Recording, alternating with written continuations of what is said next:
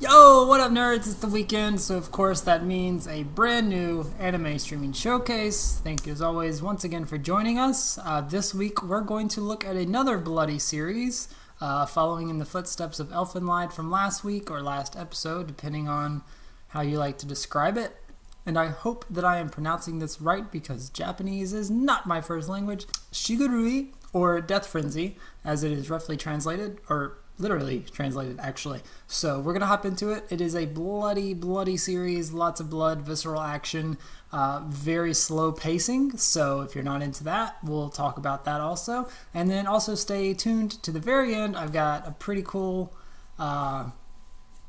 announcement. I don't know. I got a sponsorship, so yay, cool, yay.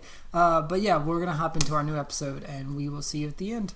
When you think of anime, you probably think of a variety of ideas and images that populate your mind, from bright colors, big eyes, and nonsensical weird Japanese cartoons. And you're not wrong in thinking of those either. That is often what is expressed in many anime presentations. It's a medium that thrives on creativity and bombastic creations, littering the screen with colors and sounds expressing a non-live action, cartoonish vibe. Much like video games, cartoons often thrive when they're not dull and gray and brown and moody and adult. But today's example is a mix of all those things that we do not wish anime to be: mature, purposefully dark in both theme and presentation. Shigurui Death Frenzy never holds your hand as it leads you into an old world of samurai drama surrounding the Kogen Ryu school. An old world of outdated ideals, immature compassions, and archaic rulings. It's spread out in Shigurui, and it's safe to say if you drop this almost immediately after its first episode, it would be totally understood. If you have decided to stick around, congratulations, as Death Frenzy offers up a 12-episode series focusing on Genosuke Fujiki and Seigen Irako, two followers of the samurai code, as they each aim to be the new successor of the Kogen Ryu school. Grandmaster Kogen Iwamoto is all but sane as he lumbers from his chamber, pissing himself and treating his own daughter as nothing more than a tool to continue his lineage. Despite his mentality 99% of the time, he's still a force to be reckoned with, and Genosuke and Seigen must both play the physical and political samurai world to ensure their seat as the head of the Kogen Ryu school. Seigen and Genosuke are certainly formidable samurai, but they both come to learn quickly that the Kogen Ryu school and their goals within may be a tad more complicated than expected. As demented as Iwamoto is, the entire cast is hardly better in terms of being pleasant or commendable. Sure, the women in Death Frenzy aren't exactly the most despicable creatures the world or Kogen Ryu school offers, but they're also not often anything more than awards or victims in a gross patriarchal world. Ultimately, corruption from within hangs over Death Frenzy and its players. Death Frenzy is hardly a black and white show, painting the good and bad outright so you could sympathize with your favorite. No. Death Frenzy is an unquestionable gray, but an empty gray, with an impassive, tasteless desolation found throughout. The color palette is a brave venture of very little on the spectrum. Most scenes are bathed in an eerie bath of brooding filters evoking dread and misery. It certainly could be a welcome change after binging a more upbeat, more colorful series, but you would be best suited to know what's in store with Death Frenzy as opposed to going in blind. Amongst the muted colors is a tale of hierarchy, betrayal, sex, and violence, and, rather adult themes featured in most period pieces. Death Frenzy also has no problem showcasing these themes either, often in an artistically implied, subtle way, or outright engrossing the viewer with the potentially uncomfortable imagery. The ever-impressive production studio, Madhouse, has no qualms in delivering the harshness of a samurai lifestyle in Death Frenzy, as limbs are cut, teeth are knocked out, bones are shattered, organs pour upon the ground, and even nipples are sliced. The focus of the show lies in what one can and will do to ensure they get exactly what they want. Empathy is a weakness in this world, and if you can fake it well enough, you can leverage that to reach your goals. Genosuke and Seigen both start off the series as two men of the same coin. Seigen is an outsider looking to grow and better himself through the Kogen Ryu school, while Genosuke has actually worked incredibly hard from within the school to eventually become its master once Iwamoto passes on. But as admirable as both seem on the surface, it's not long before we learn that their pettiness and their selfishness will arise, and it's all about being number one. Death Frenzy's methodical pacing could also be a turnoff, as it makes no reason to rush things.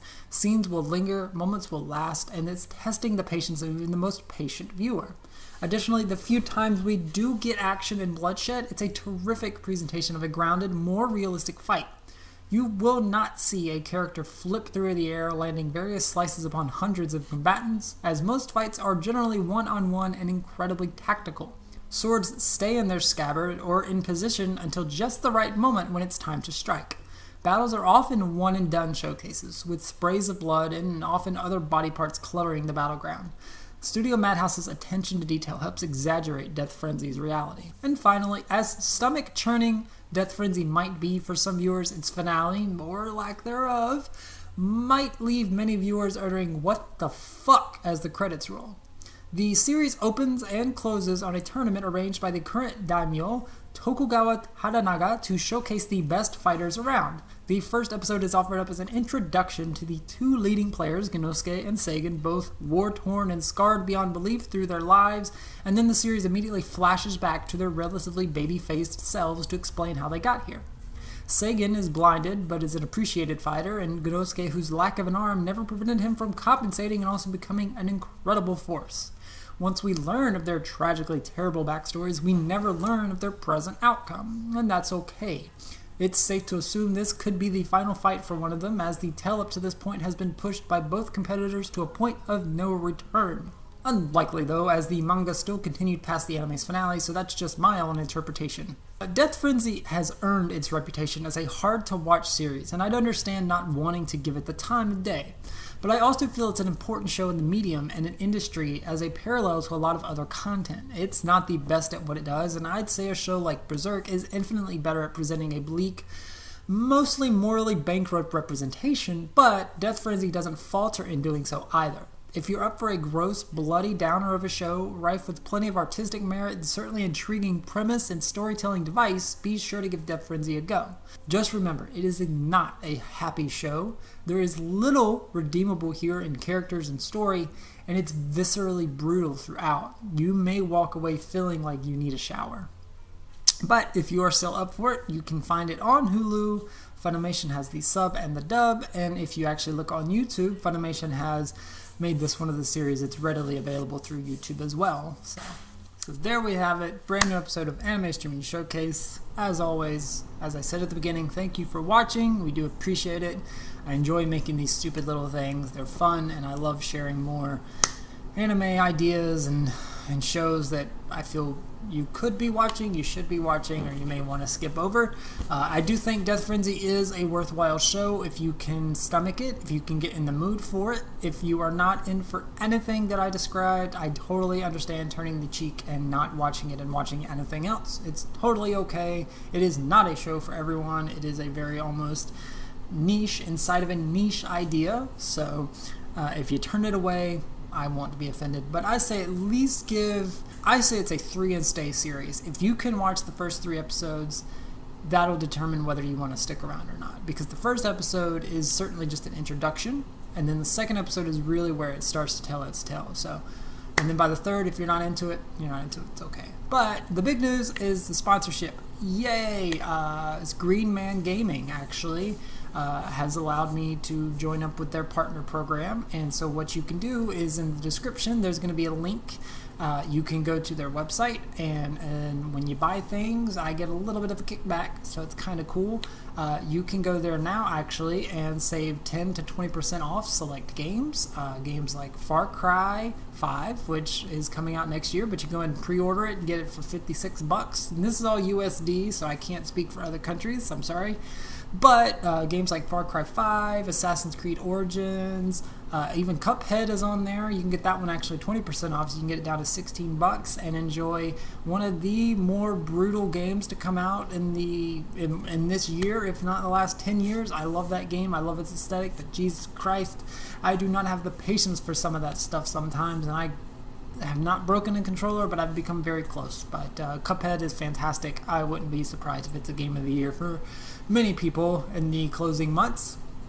And speaking of closing months, we are in October. We're almost at the end of October, actually.